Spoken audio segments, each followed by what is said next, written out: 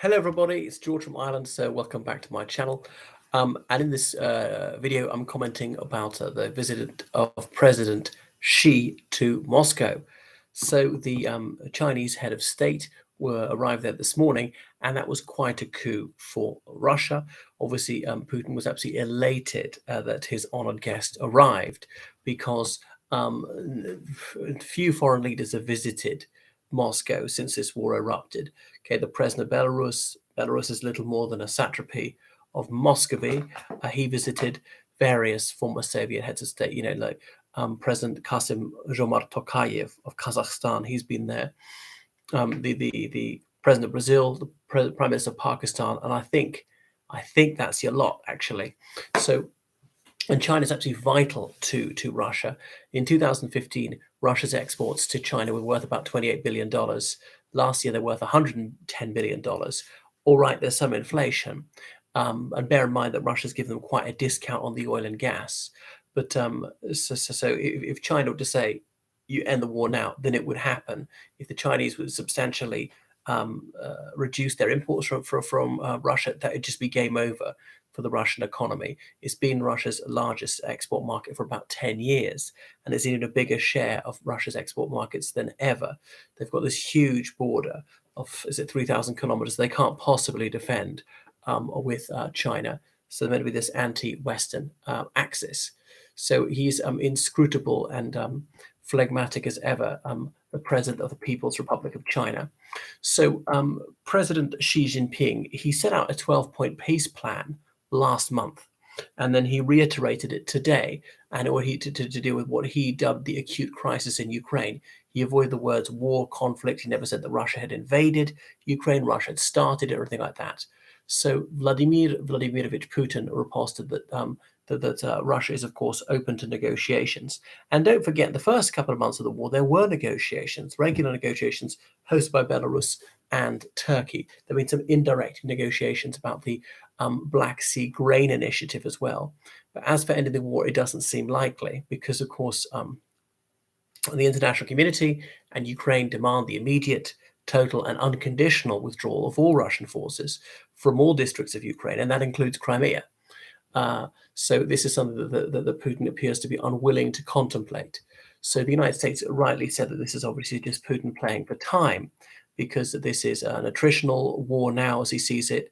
But the Russians are being attrited, perhaps at a faster rate than the Ukrainians. And then the real game changer is military manufacturing. Now, the Chinese have already been caught selling assault rifles to Russia, but they inflicted quite a small percentage of the casualties. The real game changer would be if China starts to sell them shells, artillery, tanks, stuff like that, heavy equipment, then Russia could stay in the fight for several more years.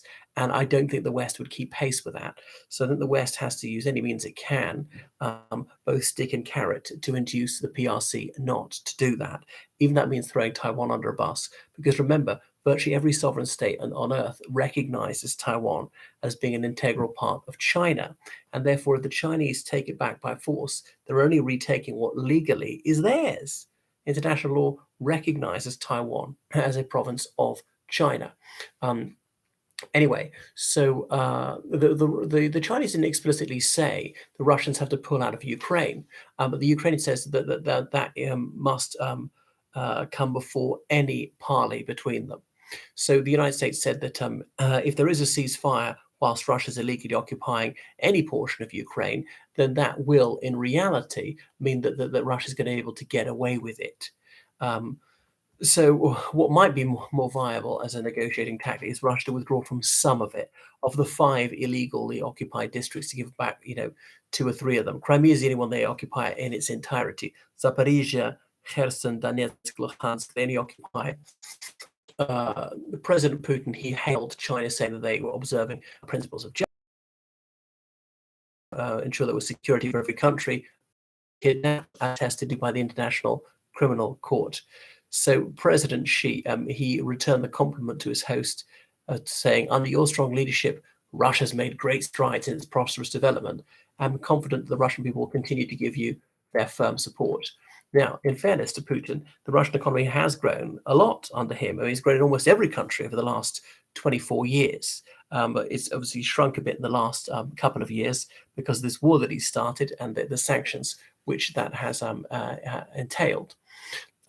Anyway, so President Xi said he'd like to speak to President Volodymyr Zelensky of Ukraine, and obviously China is too mighty a country to rebuff. So Zelensky says yes, he is willing to speak to Xi Jinping.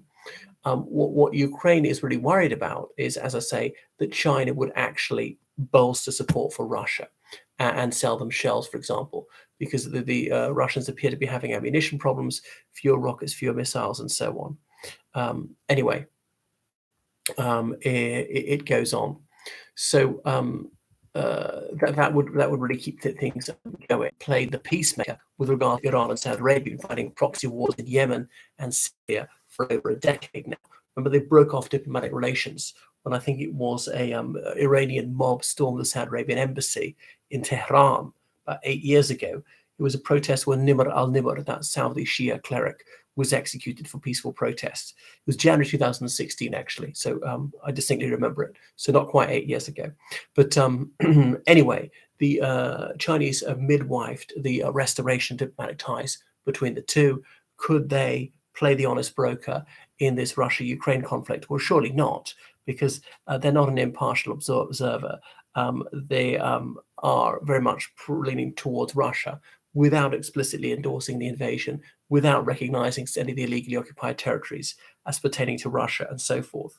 And there's no such thing as a free luncheon with the Chinese. Say that we'll only maintain this straddle stance on the fence if you provide us oil and gas cheap. It's more than willing to do. Because, of the 5 countries that are permanent members of the UN Security Council, Russia's got at least China neutral, the other 3 against. So the idea that there is quite a mighty country which is fairly sympathetic, which dislikes NATO, which dislikes the current global order, wants to challenge it, would like to see the European Union and the United States humbled and enfeebled. Anyway, so there's a state dinner between the folks. China with secondary sanctions, but also to make concessions in other areas if they're going to secure, Chinese help. There are all sorts of other things that Putin can do to help him. North Korea's got this huge army. Could get North Korea to send some troops. They've all sent shells, things like that. Some of these poverty-stricken Central Asian countries, Tajikistan and Kyrgyzstan, they might be strong-armed into allowing Wagner to recruit there and so on. Right, thank you so much for watching my channel. So please subscribe on Patreon and donate on PayPal. Goodbye.